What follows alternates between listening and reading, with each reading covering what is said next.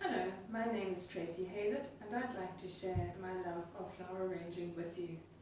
This is something that I've developed over the last few years, and it's just something that's kind of crept up on me. You don't need anything complicated or fancy. I'm going to use one of these containers. It's a plastic container that had mushrooms in it. So all you need is this container and some floral foam or oasis, and I think in this day and age it's a really good idea to recycle things. And what you need to do is to soak the floral foam in water for a few minutes just to moisten it. Flower arranging doesn't need to be complicated, and that I think is probably what bothered me about doing flower arranging at first, was I thought you had to be clever and really creative. But really the big thing is to enjoy yourself. Now, back to business. I've soaked the floral foam in some water and popped it in my container. And what you need is some sort of tape just to stick the foam securely in the container, otherwise it'll flop around, and that'll be difficult. So I'm just securing it across the top,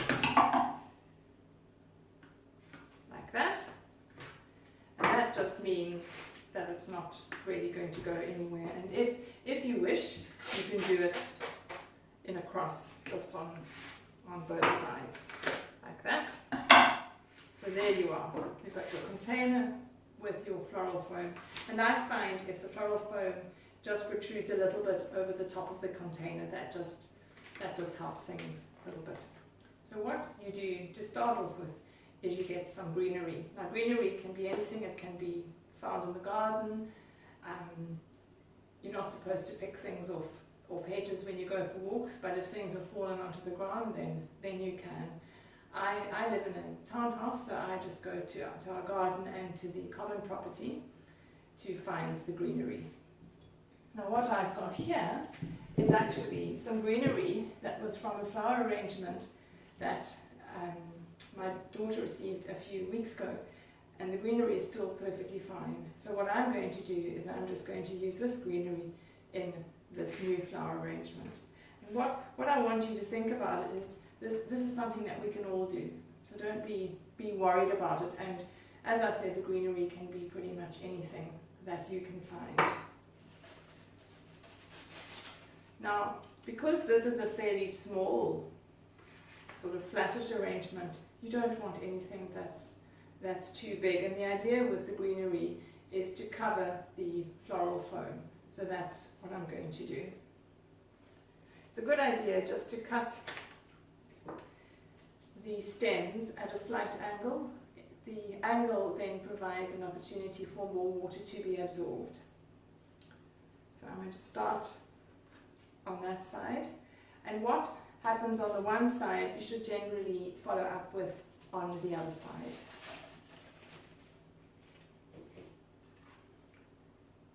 So right, I've got one in on one side and one in on the other side, and what you can do is you can just build up what you're doing so that it starts to cover the floral foam, and it basically provides a base for the flowers.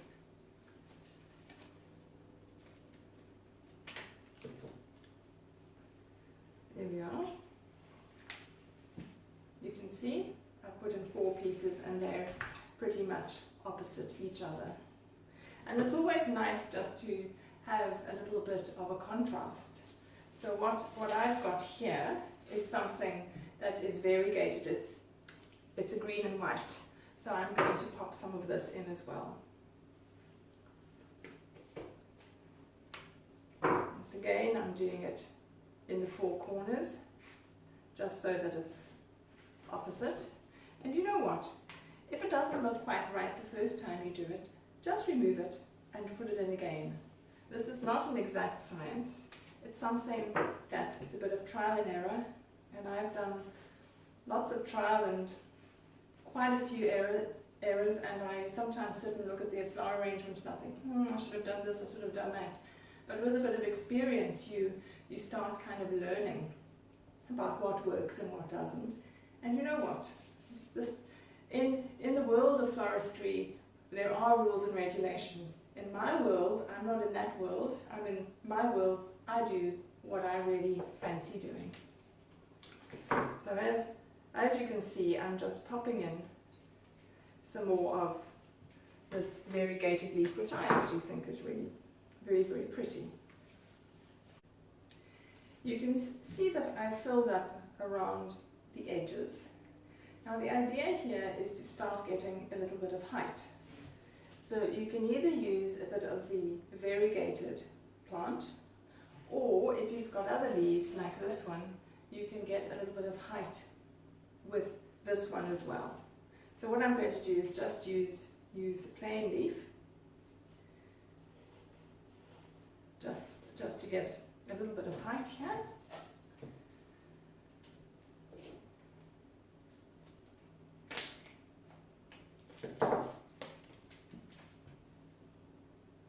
As you can see, I've got it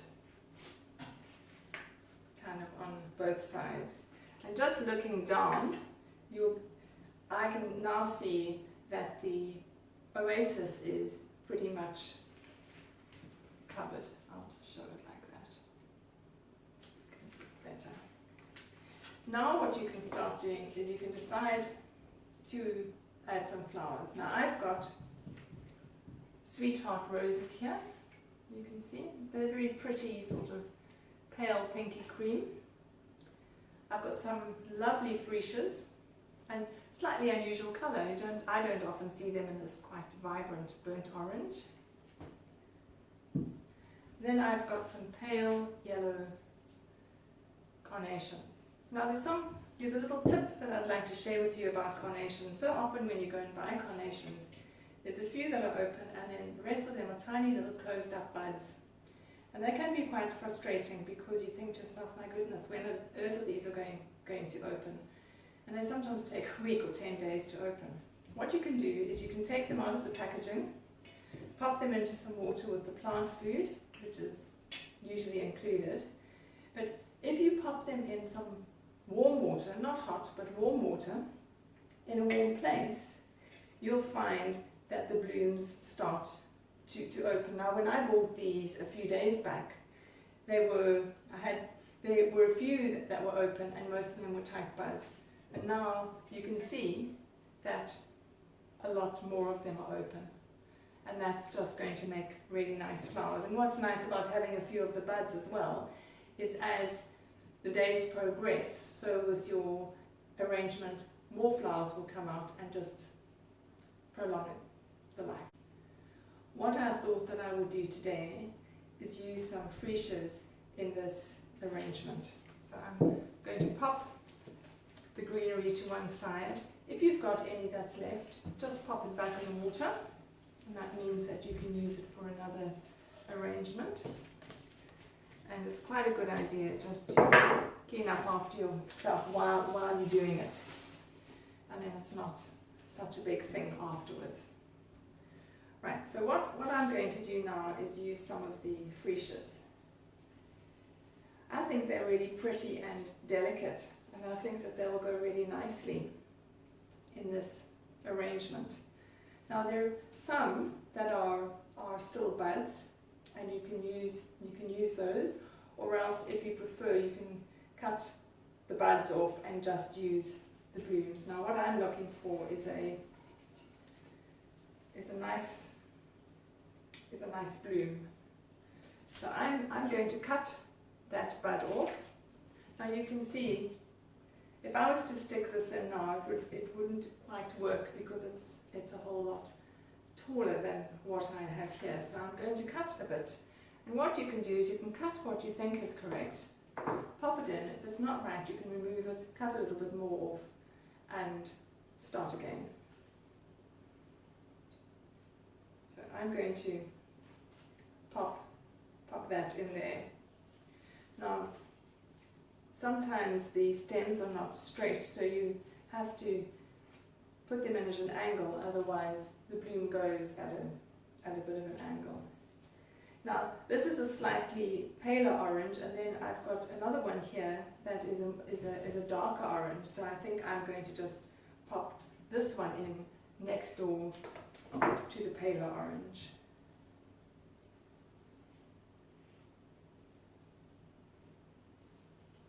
It's nice to have different heights and also different textures. As you can see, I've added 2 more freesia blooms here. Now I think it needs a little bit more. It's looking perhaps a little bit sparse. So what I'm going to do is I'm going to take a nice big bloom and I'm going to add it to this side just to give it a bit of balance. And it's a good thing, you know, if you step back and have a look and just see what it's looking like. You know, do you like this? Some people may not like this. Some people may think that this is sufficient, but it's really up to what you want to do.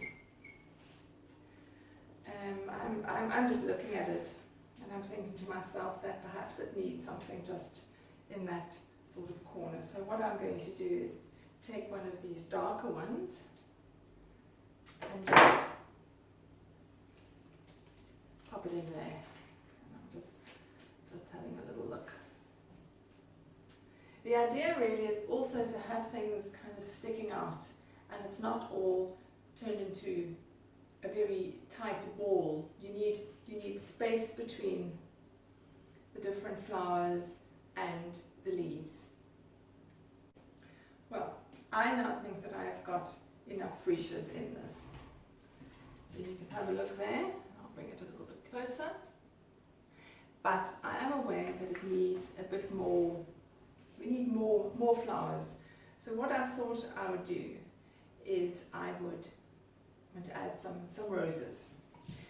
The beauty of flowers is you can pretty much put any colour flower with any other colour flower. But I'm inclined to be a sort of coordinated person in my head. So what I'm going to do is go for these cream sweetheart roses. Now I'm inclined, these green petals around the rose, I'm inclined to remove. You don't have to. Many florists don't and floral designers don't, but I just have a thing about them and I just think the flower looks better without. So what I want to do is, because the rose is quite a contrast to a fuchsia, it's quite a different sort of a flower. I think it'll be really nice. It'll make a nice contrast, and also because there's some variegated leaves in the greenery with a bit of white, it's going to pick up that sort of creamy colour. So what I'm going to do is I'm just going to snip the rose. You can leave the leaves on or not. That's totally up to you. I'm going to leave one on. The one I've just got rid of was a bit, I think it had broken slightly, so it wouldn't have been a good one to put in. I'm going to start popping the roses in. I'll show you. Immediately, it just fills in a little spot. And I'm going to continue with the roses. These also are roses that, some of them are much tighter buds than others. I'm just thinking of this one. For instance, you know, there's a bit of a difference between that. And you can choose whether you'd like something that's a little bit more open, or whether you want to stick with something that's more of a bud. What I'm going to do is I'm going to take these green petals off, and then I'm just going to place them around the freesias, and then we can see what we think thereafter. What you can see is that I have started placing roses about. And I'm going to lift it, bring it a little bit closer, and you can see it's just starting to come together. While I look at it, I'm just thinking to myself, you know, is there anything missing? Are there any gaps? And the idea is for your eye to be drawn by the flowers. So, you know, is your eye drawn by the roses? Is your eye drawn by the freesias?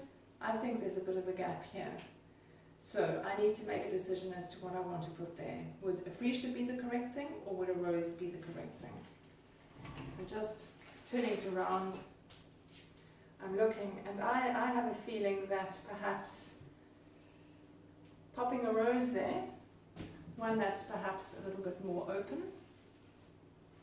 like that one. I'm going to pop it there, and we'll see how that comes together.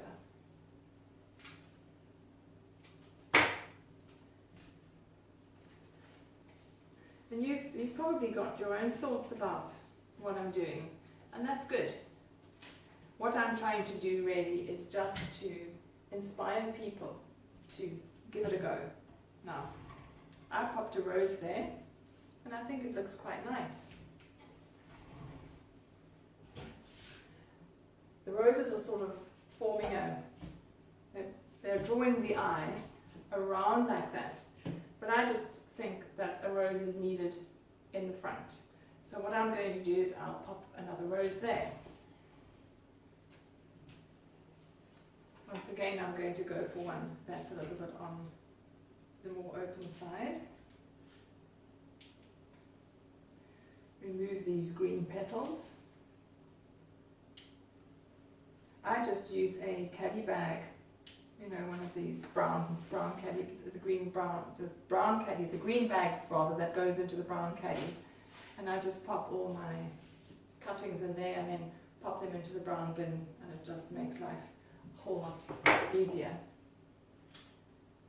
So here's my rose for the front. And once again, it doesn't have to be, you know, one wants it to be sticking out a little bit so that there's movement. And you can see I've popped it in the front there. Right, I'm going to step back and have a little look, and allow you to step back and have a little look. What do you think? I still think there are a few gaps. One of the gaps, I believe, is on that side, and then I think there's a bit of a gap there. So what I'm going to do is turn it around again and just think to myself, right, what am I going to do? And I think a freesia, this rather nice one with a curve, is I'm going to pop on this side here, and it's just going to follow downwards, and you'll see what I mean when I turn this round. See, I popped it in there, and to me it kind of flows down like that, which is nice. It draws the eye, but in a good way. And then I think something here just to fill that spot. And once again, I think I'm going to go for a freesia. And I'm going to go for one of these darker orange ones. One of these lovely ones. Unfortunately, this little one has dropped off, so we'll have to get rid of that. So I'm just going to use this one, and I'm going to pop it here.